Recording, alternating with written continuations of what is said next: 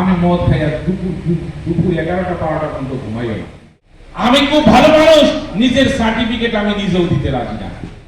উনি যে দৌড়াইতে আছে, কবে নির্বাচন হবে তার কোনো নির্দিষ্ট তারিখ এখনো হয় নাই।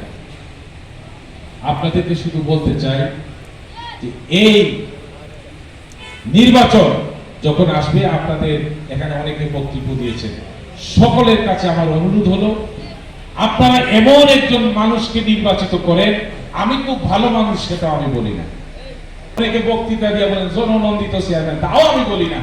আমি জননন্দিত না নিন্দিত আপনি কি করে বুঝলেন? তবে এই জিনিস আমি বিশ্বাস করি, আমার জ্ঞান বিশ্বাস মতো কোনো মানুষের সাথে আমি প্রতারণা, কারোর সাথে খারাপ ব্যবহার, কেউ আমার কাছে অফিসে গিয়ে ভালো ব্যবহার পায় নাই, কেউ আমার বাসাতে গিয়ে আমার সাথে সাক্ষাৎ পায় নাই। আমি তার কাজের জন্য গিয়েছি, তার কাজটা আমি করে দেই নাই, তার দাবি দাবা নিয়ে গেছে, তার দাবি দাবাকে গুরুত্ব দেই নাই। এই কাজ আমি জীবনেও করি না। আমার অফিসে কত দরিদ্র মানুষরা যাইয়া ঢুকতে পারে দরজা ধাক্কা দিয়ে আমার সাথে কথা বলার জন্য, আমার পিয়নরাও আটকাতে পারে না। কারণ আমি সবাইকে অ্যাক্সেস দিয়ে রাখছি একটাই, যার যত প্রয়োজন হবে পিয়ন দারোয়ান কিছুই লাগবে না, সুজা ধাক্কা দিয়ে আমার রুমে ঢুকে যাবে।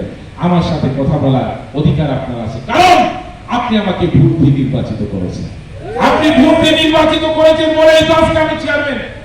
আজকে আমি চেয়ারম্যান হয়েছি বলে সরকার আমাকে ভাতা দিচ্ছে, সম্মানী দিচ্ছে, আমাকে গাড়ি দিয়েছে, আমাকে বাড়ি দিয়েছে। কেন? আপনি আমাকে সেই সম্মানটুকু দিয়েছেন।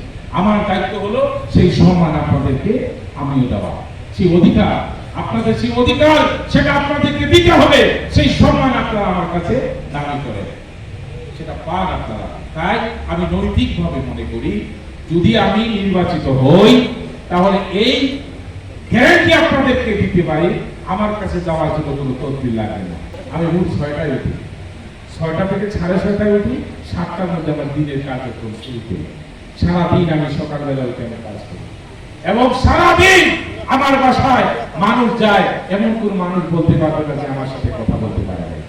আমার বাসার একদম বেডরুম পর্যন্ত, আমি যেই রুমে ঘুমাই সেই রুম পর্যন্ত মানুষের যাওয়ার অ্যাক্সেস আছে আপনার কথা বলার জন্য। যে কোনো বিষয়ে আপনি যাবেন আমাকে পাবেন, রাতের বেলা আমাকে যাবেন আমাকে পাবেন। তাই আমি আপনাদেরকে বলি, ভুল সিদ্ধান্ত জীবনে নেবেন না। জীবনে ভুল সিদ্ধান্ত অনেকবার আমরা নেই, অনেক সময় বুঝি না। মানুষ কর্তৃক আমরা প্রতারিত হয়ে যাই, অনেক জিনিসকে ভাব না ভেবেই আমি দিয়ে দিই। ভোট যে আপনার এটা আমানত, এই জিনিসটা কতটুকু গুরুত্বপূর্ণ আমরা যারা আছে মনে করি যে বাবা আমি 3 মজুর মানুষ, আমি খেটে খুঁটে খাই, আমার ভোটে দেওয়ার দামটা কি? কথাটা ঠিক না?